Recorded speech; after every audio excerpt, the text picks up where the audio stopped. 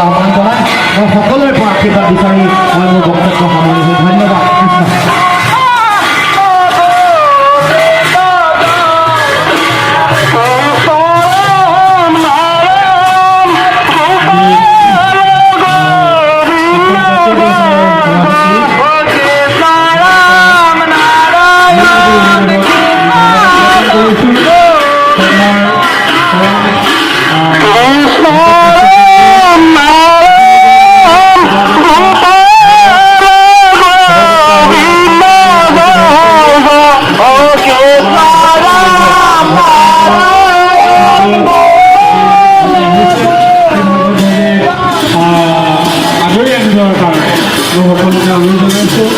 সকলোৱে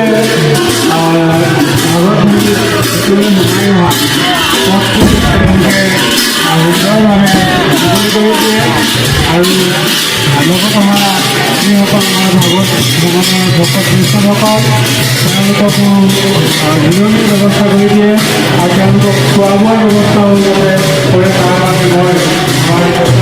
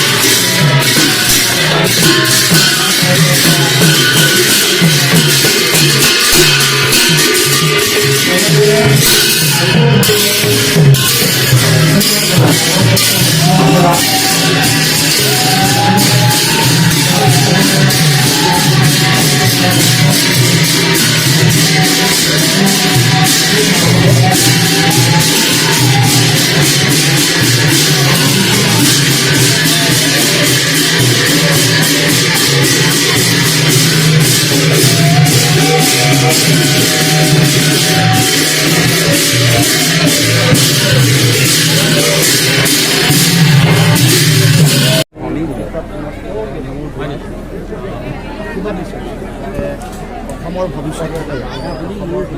প্ৰতিটো জাতি জনগোষ্ঠী ধৰ্মাৱলম্বী লোকৰ যিখন সমাজ এইখন সমাজে আমাৰ যিটো আকাম পুৰুষে ঐক্য সমন্বয়ৰ যিটো বৰ ভেটিয়ে কৰি যিটো পুনৰ যাতে শক্তিশালী আৰু সুদৃঢ় হৈ থাকে সমাজ জীৱনত সাম্প্ৰতিক সময়ত যিবোৰ সৃষ্টি হোৱা সংকট জাতীয় সংকট এইবোৰো যাতে নাইকিয়া হয় বিভিন্ন ধৰণৰ সাংস্কৃতিক আগ্ৰাসন আধ্যাত্মিক আগ্ৰাসন আমাৰ কৃষ্টি সংস্কৃতিৰ ওপৰত বিভিন্ন ধৰণৰ আক্ৰমণ চলিছে গতিকে তেনেকুৱা এটা সময়ত আমি সমাজ জীৱনৰ পৰা সাম্প্ৰদায়িকতা ঘৃণা মানুহৰ মাজত সংকীৰ্ণতা বিভাজন এইবোৰ নাইকিয়া কৰি এখন সুন্দৰ অসমীয়া সমাজ গঢ়িব লাগিব সকলো মানুহৰ মাজত সমন্বয় সৃষ্টি কৰিব লাগিব গতিকে আজি ভগৱানৰ শত কোটি প্ৰণিপাত জনাই আশীৰ্বাদ দিছোঁ